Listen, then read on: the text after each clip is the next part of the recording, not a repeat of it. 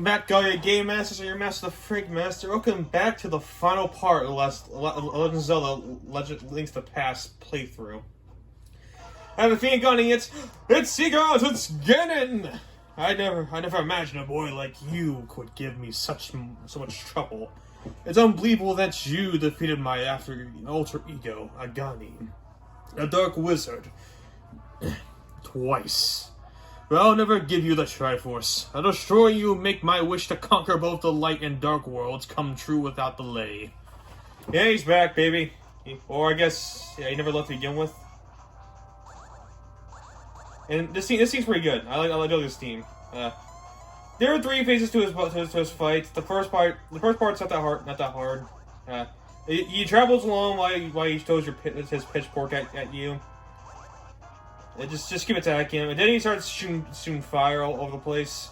Just wait for him to spurt. I mean, granted, I can just play aggressive because I have the most attacks and I have like 3 fairies to work with, so I'm good. But and yeah, these shoot fire and they come like bats.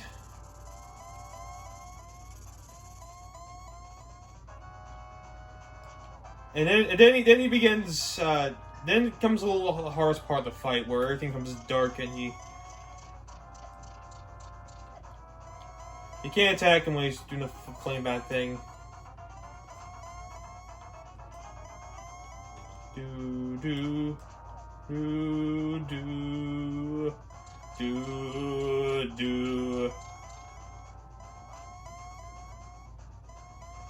Yeah, keep teleporting, you bitch. Kid, pig bitch. Just put the fire bat.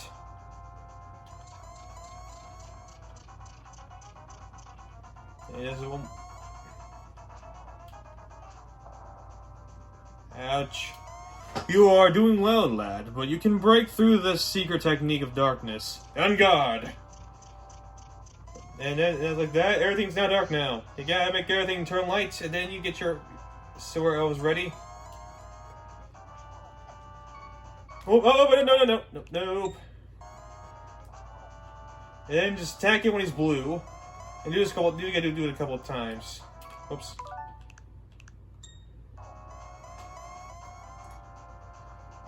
Then do light attack again. That's where you can open up the way. Get your arrows ready. And attack him again. And you gotta do something to do one more time. Avoid you. Alright, now do it again. Not a hard fight once you know what you're doing, but I should worry though. I have fairies, I'm fine. But similar to the Moldorm fight, if you knock down a hole, it'll transport you out of the pyramid, where you're gonna restart the entire fight over again. Where you could restock, but it's still annoying.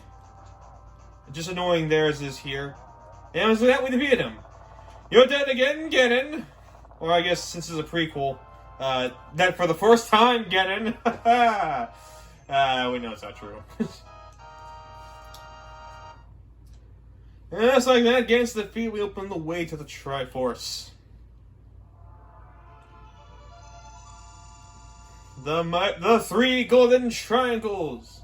Welcome, Masty. I am the essence of the Triforce. ... The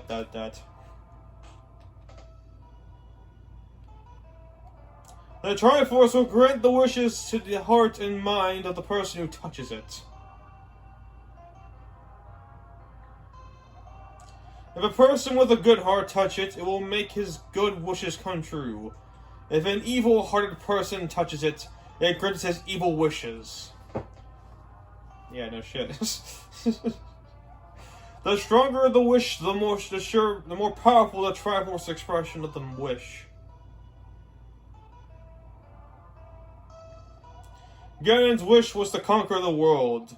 The wish changed the golden world to the dark world. Golden to the dark world. Yeah, you get the idea. Ganon was building up his power here so he could conquer the light world and make his wishes come completely true.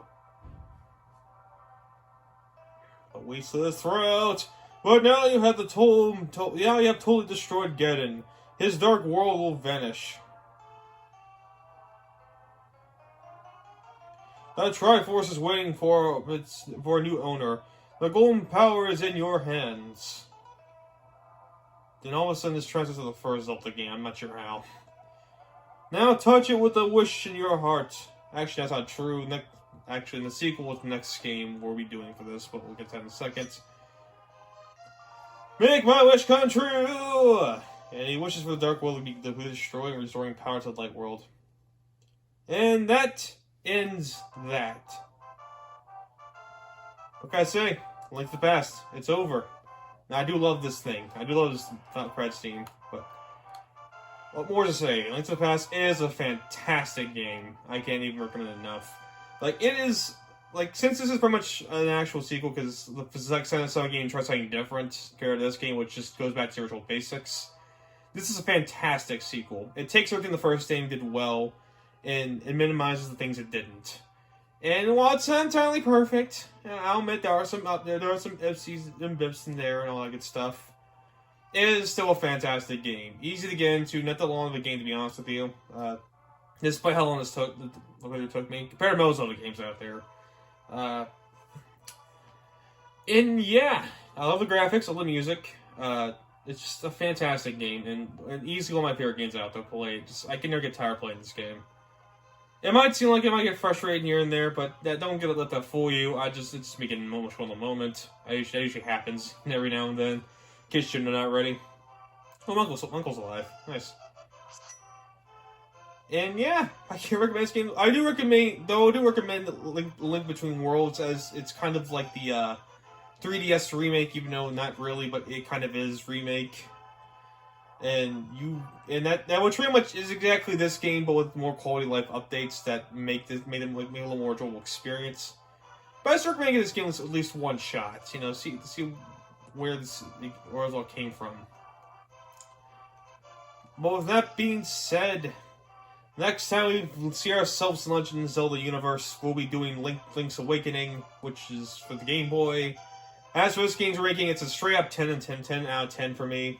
I mean, why usually get 10 to a game? I don't think it's perfect. I just think it's a fantastic game with nothing, which I don't get tired playing.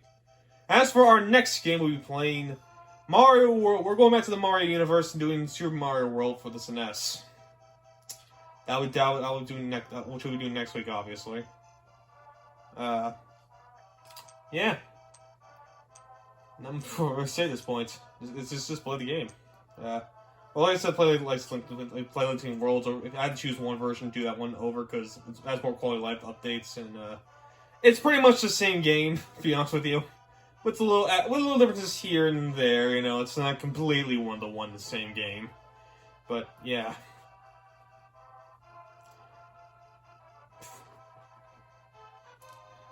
This wasn't the game that made me a huge Zelda fan again. That's Majora's Mask and Breath of the Wild for me, but.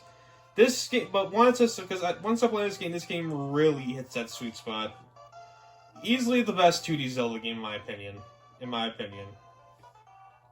Well, it's either that or Minish Cap, but Minish Cap is a whole saga we'll get to eventually.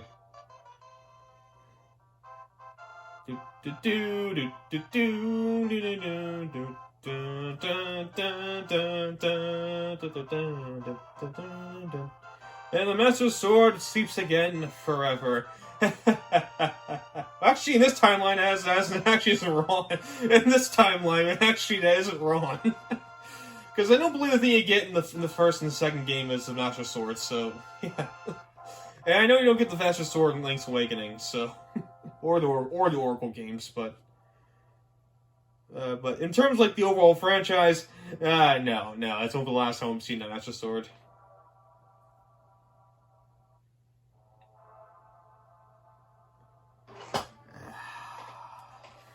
This is just a great game, man. I can't recommend this game enough. But what I can do is just say I'm super excited for Breath of the Wild. I'm sorry, Tears of the Kingdom. It's finally got a release date. Finally, I thought that game was never going to get released. I thought that game was going to take 5 years to make at this point. That's right, but now it's coming out in May. I'm looking really forward to that game. I love Breath of the Wild, and I'm pretty sure I'm gonna love that game too.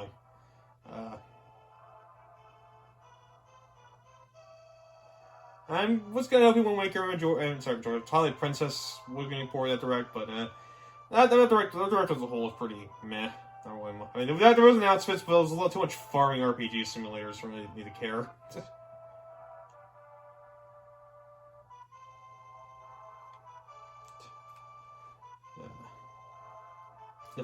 The fact this game's over 30 years old, it's like Phil yet over 30 years old, and it still holds up pretty well. That's an accomplishment. That's an accomplishment in my opinion. I mean, like I said, there's some areas isn't really improvable, but come on, like seriously, I didn't like the last two games. I needed a guide to get through. This game, I didn't need a guide. That alone tells you how much this game improved over the first two. The fact that I didn't even need a guide once, not even during my test playthrough, that alone just shows you how much this game's an improvement. It's not a guide. Yeah, this is not a guide game. This is by no means a guide game.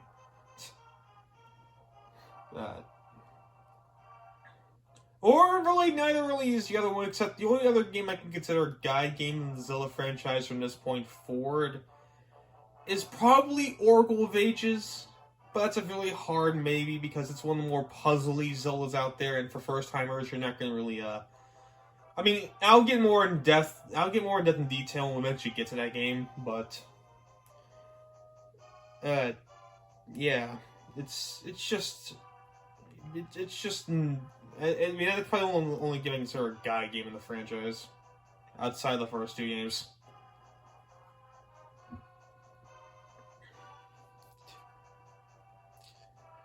But yeah, Mario World's next, and I am also looking forward to that one. As was probably my favorite 2D Mario game out there. That's not even close. Not close, to be honest with you. The only one that comes near is probably the New Super Bros. DS, and that's a really hard close. Oh, you didn't die, even though I kind of totally did. Not one part, and against the fucking. Totally did not cheat. I totally did not cheat. Did not have zero deaths. Totally did not cheat to get 0 deaths. Well, I didn't rewind a couple deaths. What are you talking about? I just have constant. I'm just really that good at the game. I'm a legend. Told you the master of this game. Yeah, when it says total games played, it means how many times you died.